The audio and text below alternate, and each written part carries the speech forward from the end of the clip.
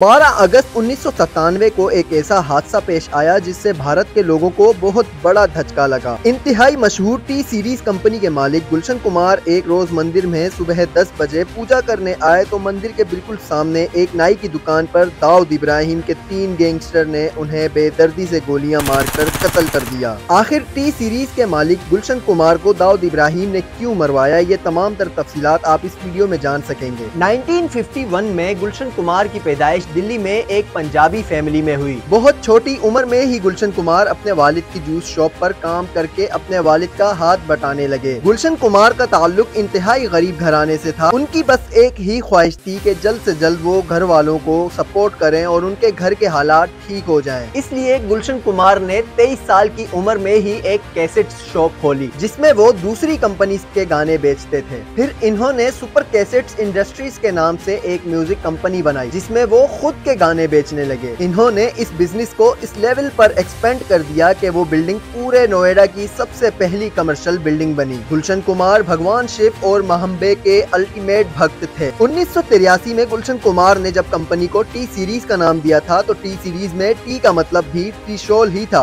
वो इंतहाई golden nature के मालिक थे और वो हमेशा नए लोगों को काम करने का मौका दिया करते थे, जैसे अनुराधा पौडवाल, सोनू निगम, कुमार सानू और म्यूजिक डायरेक्टर नदीम शरवण के डुओ में ये जो नदीम सैफी है, रिपोर्टेडली कहा जाता है कि इसी ने गुलशन कुमार को मरवाया था। गुलशन कुमार अपने कल्चर को काफी फॉलो भी करते थे और अलग अलग मंदिरों में डोनेशन भी किया करते थे। यहाँ तक के इन्होंने वैष्णो देवी मंदिर में भंडारा भी शुरू करवाया था जो आज भी उन्हीं के नाम से होता है। गुलशन कुमार इतने सॉफ्ट हार्टेड थे कि पिंजरे में बंद परिंदों को उड़ाया करते और रास्ते में अगर कोई मरा हुआ जानवर होता तो उसे अपने हाथों से दफनाया करते। आप ये सब कुछ सुनकर हैरान होंगे कि जो शख्स इंतहाई सखी और नर्म दिल हो भला उसे क्यों गैंगस्टर कत्ल करेंगे। गुलशन कुमार का 1990 में रिलीज होने वाली आशिकी फिल्म से क्या ताल्लुक है, आगे वीडियो में जानिए। नदीम सैफी और शरवण की उभरती हुई जोड़ी को टी सीरीज ने फिल्म आशिकी के गाने कंपोज करने का मौका दिया। इस फिल्म के गानों की 20 मिलियन कॉपीज बिकी। टी सीरीज के कामयाब गानों में ऑलमोस्ट नदीम शरवण का ही म्यूजिक चलता था। कामयाब म्यूजिक डायरेक्टर बनने के बाद नदीम ने गाना गाने का भी सोचा। नदीम म्यूजिक डायरेक्टर तो अच्छे थे मगर गाने में वो नाकाम रहे। गुलशन कुमार ने नदीम को गाना ना गाने का मशवरा दिया मगर वो नहीं माने। दोस्ती की वजह से गुलशन कुमार नदीम के गाने जैसे हाय अजनबी को प्रोमोट करने के लिए तैयार हो गए। गुलशन कुमार को मालूम था कि इन गानों पर कोई खास रिस्पॉन्स नहीं आएगा और वही हुआ, एल्बम पिट गया। जब कंपनी को काफी बड़ा नुकसान होने लगा तो गुलशन कुमार ने नदीम के गानों को प्रोमोट करना अचानक से बंद कर दिया। टी सीरीज 90s के दौरान इतना बड़ा ब्रांड बन चुका था कि इंडिया में रिलीज होने वाले टोटल गानों में से 65% गानों के राइट्स टी सीरीज के पास थे। अगर टी सीरीज उस टाइम किसी के एल्बम के राइट्स नहीं खरीदता था तो उसके चलने के चांसेस ना के बराबर हो जाते थे। नदीम को ये बात खटक गई कि ना तो गुलशन कुमार उसे काम दे रहे थे और ना ही उसके गानों को प्रोमोट कर रहे थे। इसी बात का बदला लेने के लिए उसने गुलशन कुमार को जान से मरवाने का सोचा। दिल दहला देने वाली बात तो ये है कि गुलशन कुमार को मरवाने के लिए नदीम ने सुपारी भी दी, तो किसको?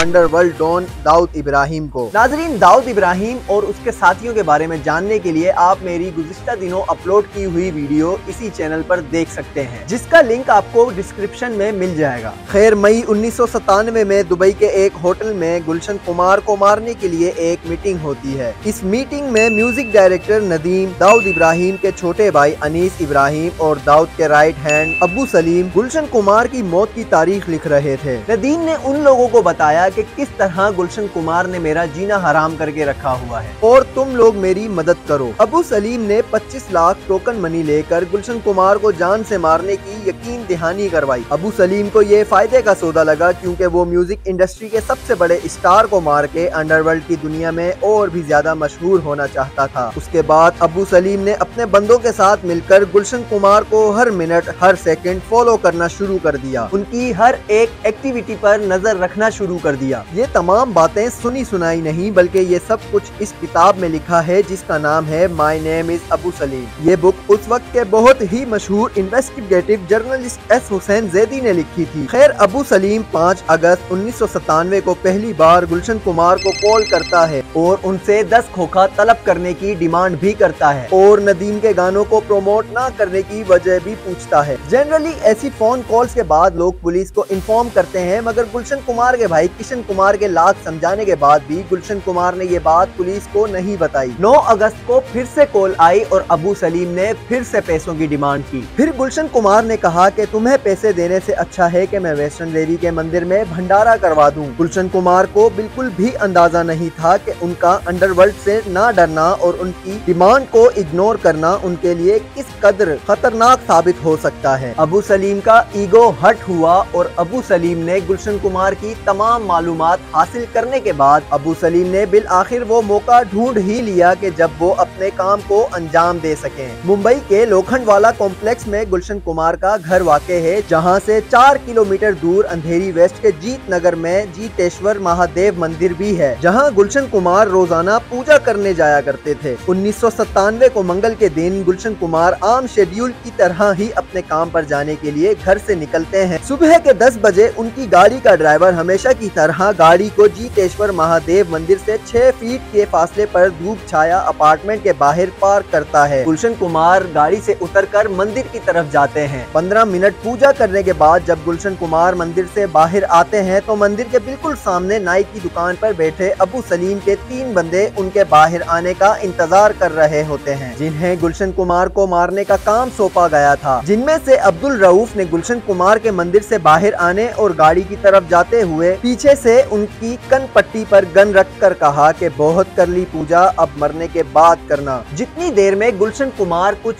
समझ पाते एक गोली चली और उनके सर को छूते हुए निकल गई। घबराहट में गुलशन कुमार करीब के एक टॉयलेट में छुपने के लिए भागते हैं तो उनका पांव स्लिप हो जाता है और वो गिर जाते हैं। गिरते ही अब्दुल रऊफ उनकी कमर पर 3 गोलियां मजीद चलाता है। 3 गोलियां लगने के बाद और बुरी तरह जख्मी होते हुए गुलशन कुमार खुद को घसीटते हुए आगे बढ़ने की कोशिश करते हैं। इतने में उनका ड्राइवर उनकी मदद के लिए आता है और अब्दुल रऊफ उस ड्राइवर के पांवों पर भी 2 गोलियां मारकर ड्राइवर को जख्मी कर देता है। गुलशन कुमार ने आसपास के घरों पर खड़े लोगों से मदद की अपील की, मगर कोई उनकी मदद के लिए नहीं बढ़ा, बल्कि सब लोगों ने अपने घर के दरवाजे बंद कर दिए। फिर अबू सलीम के तीनों आदमियों ने मजीद 12 गोलियां चलाकर गुलशन कुमार को उसी मंदिर के सामने कत्ल कर दिया, जिस मंदिर को खुद गुलशन कुमार ने रेनोवेट करवाया था। जब तक ये मर्डर सीन चल रहा था तब तक अबू सलीम फोन पर गुलशन कुमार की चीखें और गोलियों की आवाजें सुन रहा था। तीनों अफराद के वहां से भागने के फौरन बाद मंदिर के पुजारी रामचंद्र लोबांगरे और राजेश जोरी नामी शख्स ने गुलशन कुमार को गाड़ी में बिठाकर अस्पताल पहुंचाया। डॉक्टर्स उन्हें लाख कोशिशों के बावजूद भी ना बचा सके। गुलशन कुमार की मौत से बॉलीवुड समेत पूरा भारत शोक में था। रिपोर्टेडली महाराष्ट्र के डीजीपी राकेश मारिया को पहले ही अपने खबरी से इस मर्डर की इंफॉर्मेशन मिल चुकी थी, फिर भी कोई स्टेप नहीं लिया गया। नदीम सैफी, जिसने गुलशन कुमार को मारने की सुपारी दी थी, वो मर्डर के फौरन बाद ही मुल्क छोड़कर लंदन भाग गया और आज तक वापस नहीं आया। कहा जाता है कि गुलशन कुमार हिंदू कल्चर को प्रमोट करते थे, इसलिए उनको कत्ल किया गया, मगर ये प्रूफ नहीं हो पाया है। इस पूरे प्लान के मास्टरमाइंड अंडरवर्ल्ड दाऊद इब्राहिम के राइट हैंड अबू सलीम को गिरफ्तार करके उम्र कैद सजा सुना दी गई है और वो आज भी जेल में है। काफी इंटरव्यूज में नदीम सैफी ने अपनी सफाई में ये कहा है कि उनका गुलशन कुमार की मौत से कोई ताल्लुक नहीं। इसी के साथ अपने मेजबान अली हमजा को इजाजत दें। मिलते हैं नेक्स्ट वीडियो में। अपना बहुत सारा ख्याल रखें। चैनल को सब्सक्राइब करना ना भूलें।